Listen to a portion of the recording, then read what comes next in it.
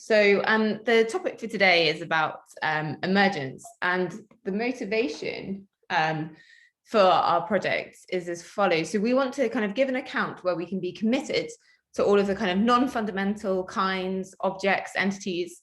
And so in that way, we sort of want to kind of, things like phonons, glaciers, gases, cells, all of these kind of non-fundamental scientific entities.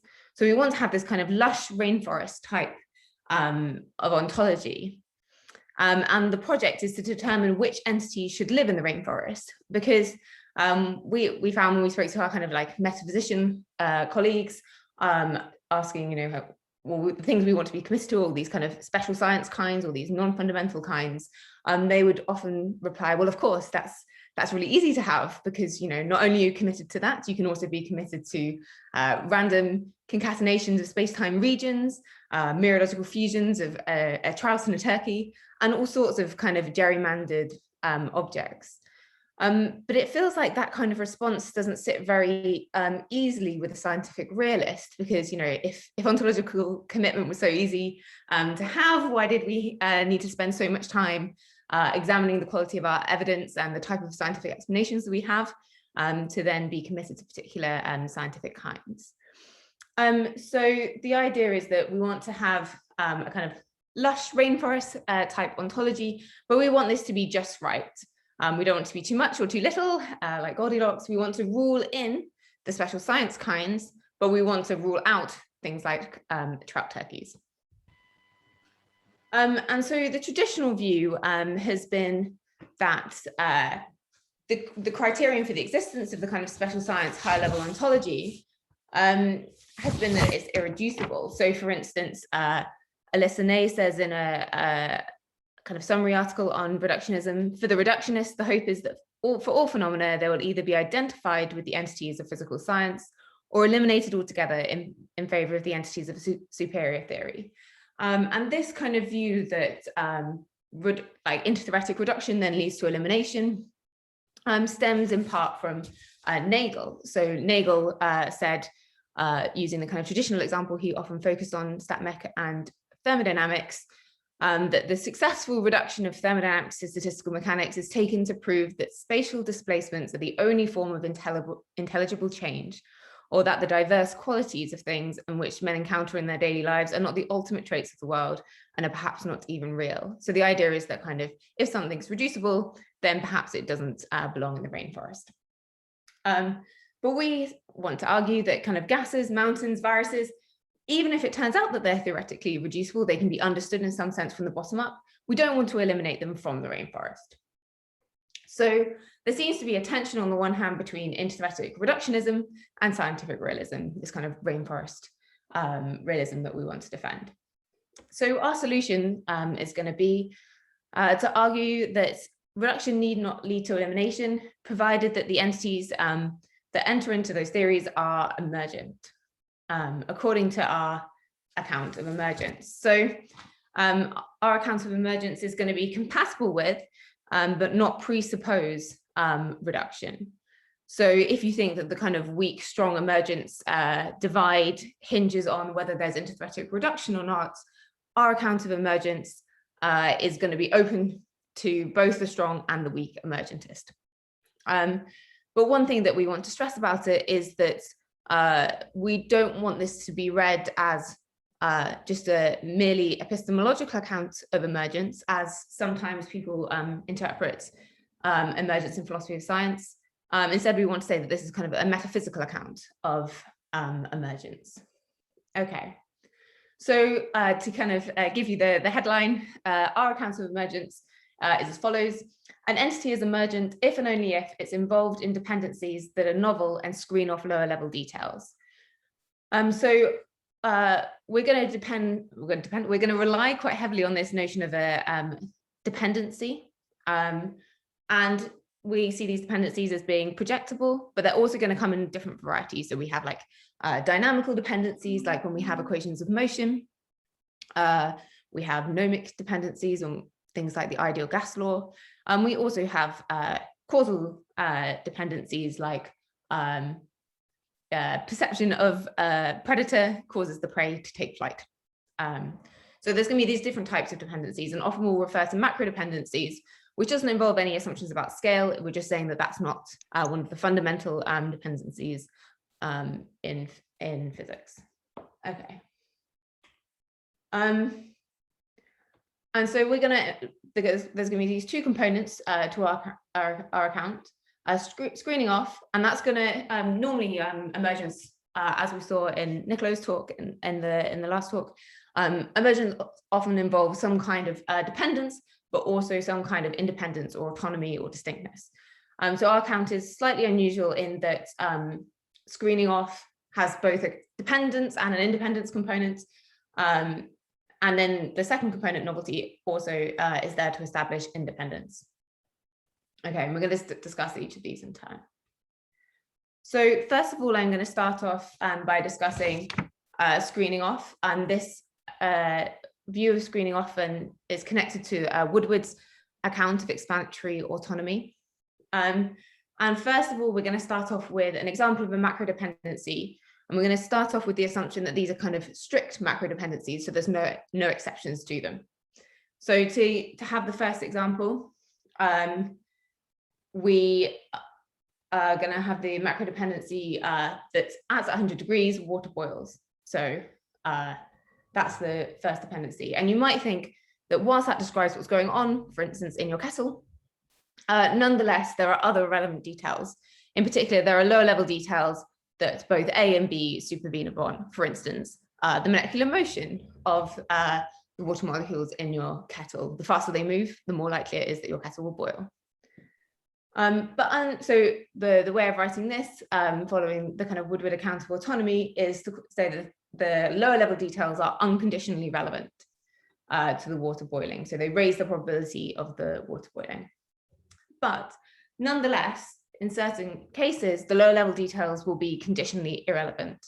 So the way of putting this is that the macro dependency screens off the lower level details.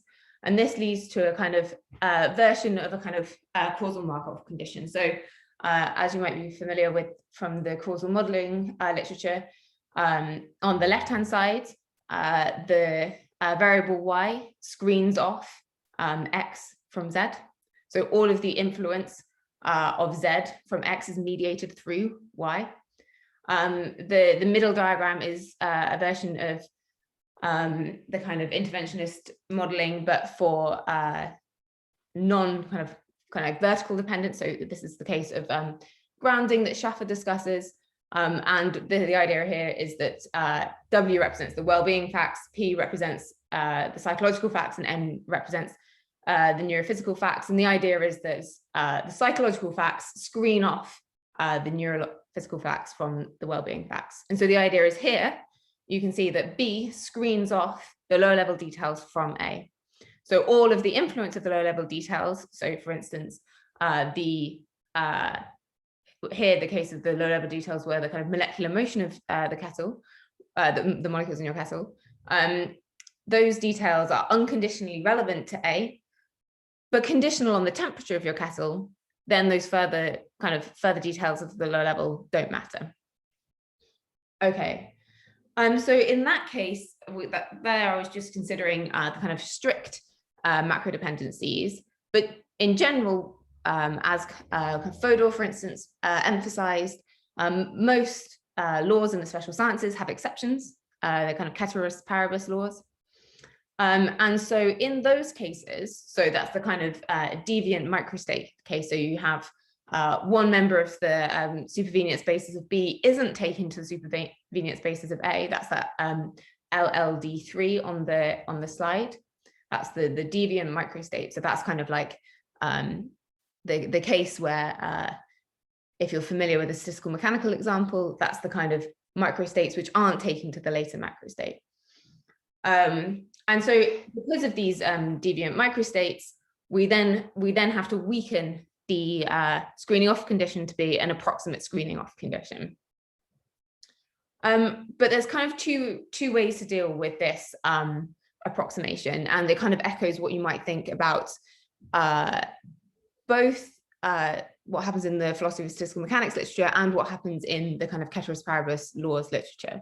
So you can kind of have two options to if this approximation worries you. The first is if you know the background conditions, you can then rule out these deviant microstates.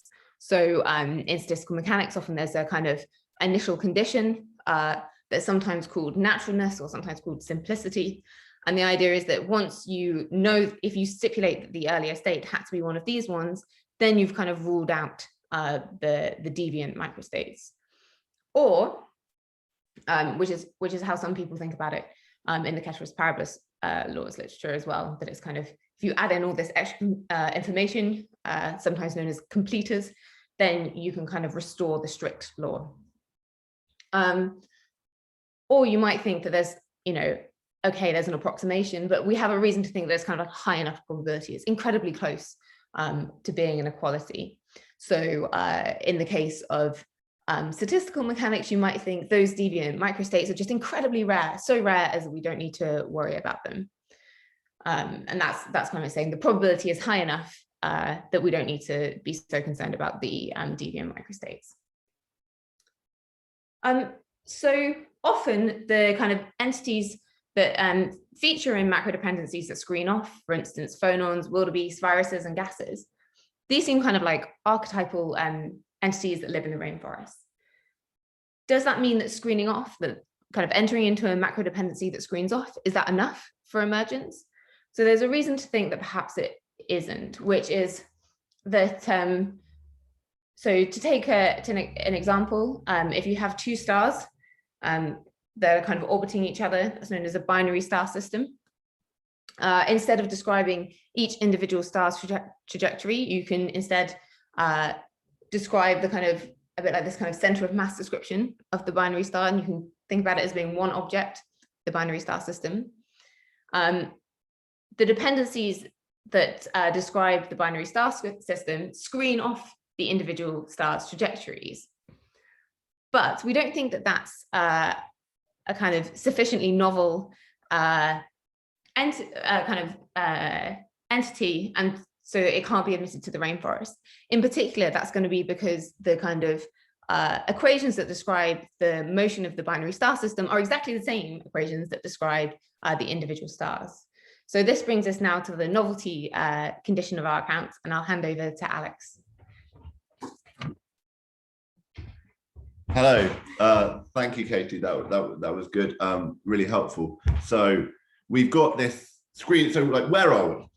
What we're trying to do is we're trying to make sense of this kind of bridge between metaphysics and philosophy of science. We say the entities that philosophers of science want to believe in, they kind of populate our ontology, but we want to rule out some of the kind of order entities that metaphysicians sometimes say that they're committed to.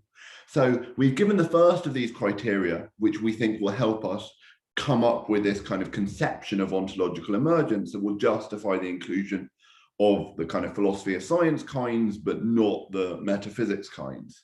So Katie's just argued that screening off isn't enough, that we ought not to include binary stars in addition to the individual stars that compose the binary stars. And the reason is that binary star systems, while they can, as she just said, screen off, they don't provide sufficient novelty. So what's novelty?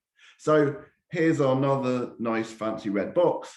A macro dependency is novel if and only if it's not type identical to the micro dependencies that instantiate it. Okay, so what does that mean? So in the binary star system case, it looks like the dependencies say that we find for the binary star system will be those of Newtonian gravitation or those of general relativity. And those are exactly the same type of dependencies that we find for the individual stars and their trajectories. They will also be governed by Newtonian mechanics or general relativity. So we want to have a different type of dependency in each case in order to sort of give the extra piece that's needed to get what we call ontological emergence. So in mathematized sciences, an entity is novel if it features in macro dependencies with distinct functional form. So functional form here is going to be something like the form described by general relativity or the form described by Newtonian gravitation. An example that we both like is the equation that can describe a set of particles, might be the Boltzmann equation, but then we move up to the equations of thermodynamics. And one reason that we include gases in the rainforest, in addition to the particles that compose the gas, is that the particles are described by mathematical dependencies that have a distinct form from the mathematical dependencies described in the gas. Okay, but now, if we want to, in general, we think this kind of if and only if type identical will apply, but there are different ways in which this will be understood on corresponding to different types of dependencies. So when we go to say biology, where we're more likely to have some kind of causal dependencies, or we're more likely to talk in causal terms, we might want to think in terms of causal powers. And so we might want to say, and this, we don't want to be committed to any kind of metaphysically weighty conception of causal powers. We might want to say that the way in which a macro dependency's novelty is cashed out in those kind of science is that the macro entity can do something which the corresponding micro level can't do. So I'll say in a minute, talking with the virus example, that, for example, tobacco mosaic virus can mottle tobacco leaves, whereas the amino acids and the proteins that underlie it, they can't do that on their own. So that's where we might think of novel causal powers as being relevant to this conception of novelty going on here. Now, we think that this causal subset strategy, the idea that kind of higher level entities have distinct causal profiles than the lower level entities, might be one good way of cashing this out. However, sometimes when people talk about this, they say something like higher level entities can do strictly fewer things than the corresponding lower level entity. That seems like it doesn't quite get the emphasis right.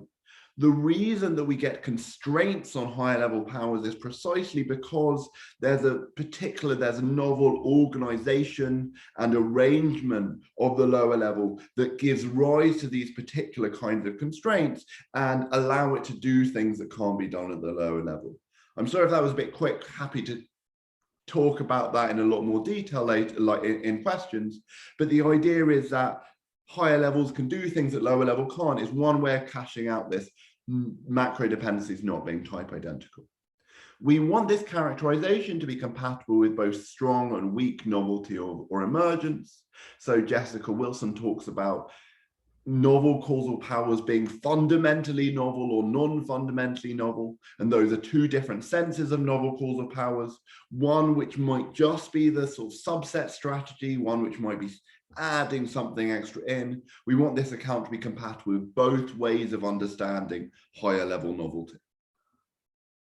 Okay, so what this does in general, what we take to be the really interesting aspect of thinking about novel non-type identical dependencies, is that they give rise to what we think of as a kind of cross-classification. So the ontological divisions at one level will cut across those at other levels. For example, proteins and amino acids are found in both viruses and plants, and then at some higher level, we can think of viruses and plants falling into distinct ontological categories, where the virus acts on the plant in a certain kind of way. The virus does something to the plant, but then we go down a level, we will rearrange into proteins and amino acids and DNA, or in various different ways, and that will allow us to understand the world in distinct ways at different levels. So thinking of our dependencies as not being type identical between levels allows us to think in terms of changing level cross-classifies the entities at the lower level. Okay, so we think that this is closely connected to an idea that Eleanor Knox developed and that I wrote a paper with her about, which is that the idea of emergence is closely related to variable changes. And so if you change variables, then this reveals a new description, and so this can give rise to a kind of, or allow you to identify a kind of cross-classification where the lower level is sort of cut up differently at the higher level. Okay, so the kind of general idea that we've been talking about is that novelty of dependency leads to cross-classification, and together with the screening off, of the dependencies underwrites the status of high-level entities as ontologically emergent. Okay, good. So I think we've just kind of thrown at you a lot of different terms and a lot of different ideas. So hopefully I'll just give you an example. This is a tobacco mosaic virus. How is this emergent? Why should this be included in the rainforest? So on our account, there are two conditions which it needs to fulfill: screening off and novelty. So tobacco mosaic virus has movement proteins. These are responsible for the virus moving between plants. Apologies for the very simplified way of talking about this. Conditionalizing on the movement proteins, the amino acids that constitute them are irrelevant. We don't need to kind of move down too many levels. We can describe exactly what's going on in a fairly abstracted high-level way if we want to understand what's going on. We can screen off, or we can approximately screen off lower level details when we're describing higher level macro dependencies. The way the virus transmission depends on movement protein screens off amino acid. And then these dependencies, the things that the virus can do, the fact that it can, say, mottle a tobacco leaf, it means that it has a kind of novel causal powers, means it has different dependencies and different ways of acting than we find at the lower level. Okay, so that was our kind of positive account. Satisfying these conditions guarantee entry into the rainforest. Why then do we think that our account sort of rules some things out? Because remember, we wanted to rule in the special science kinds, but we wanted to rule out the kind of metaphysically gerrymandered kinds. So think of a philosophical entity called a trout turkey, which is a mereological sum of one trout and one turkey, or maybe half a trout and half a turkey. Now, does this satisfy our criteria? There are no dependencies involving trout turkeys that screen off facts about the individuals. So firstly, it's just really unclear to think about what dependencies there are for trout turkeys at all. We don't really know what metaphysicians are talking about when they talk about these mereological sums. Do trout turkeys swim? Are they prey? Do they reproduce? How do they reproduce? Not really clear how to talk about them at all. So it's not even clear that the criteria can get going on being fulfilled. But following Mark Wilson's nice, what is this thing called pain paper, one might think there is some mathematical function that, say, represents the position of the trout turkey. But this isn't a genuine macro dependency because it's not projectable. It won't allow us to say what the trout turkey is going to do in the next moment based on what's happened so far, even if we build in everything into this complex mathematical function. But I think more importantly, even if it did represent a macro dependency, it doesn't screen off. So if you want to say, what's a trout turkey going to do? You need to check what the trout does and what the turkey does and follow them around and then re-sum and re-average and then say what the trout turkey does. It won't give you any way of abstracting away or discarding lower level details. And we think that that's crucial and necessary to admittance into rainforest. So that's why these kind of philosophically gerrymandered kinds won't get in. Thank you, Vanessa. Okay, so why is this account better than other contenders? Our goal is to make sense of the ontology offered by realist philosophy of science, notwithstanding that theoretical reduction is fairly widespread. So even if it's the case, and of course some people might disagree that there's lots of theoretical reduction to be had, but even if there is, we don't think that theoretical reduction should lead to the elimination of these special science kinds. And even if there isn't, we think that theoretical reduction shouldn't be the reason that we take these kinds seriously. The reason we take these kinds seriously is because they're taken seriously by the special sciences. And we think that screening off and novelty capture the reasons that scientists take these higher level kinds seriously. So we reject ontological criteria linked to failure of theoretical reduction. We worry that criteria in terms of explanatory novelty or unexpectedness can be read as too epistemic. In fact, they often are. People often think of accounts that involve reference to explanation as just being too epistemic, as not getting at the ontology of the world, which is why we hope to kind of subsumed talk of novel causal powers, we hope to give a real ontological account, but one that manages to record to the ways in which science, the kind of ontology offered to us by science. That's the goal. Okay, so our account is meant to be a kind of friendly development, or maybe just sort of clarification of aspects of rainforest realism. We're not sure we're adding very much, but what we're doing is by giving kind of ontic rather than information theoretic formulations, it's much more clear, hopefully, that this is a real ontology rather than just closer to an epistemological account of what there is.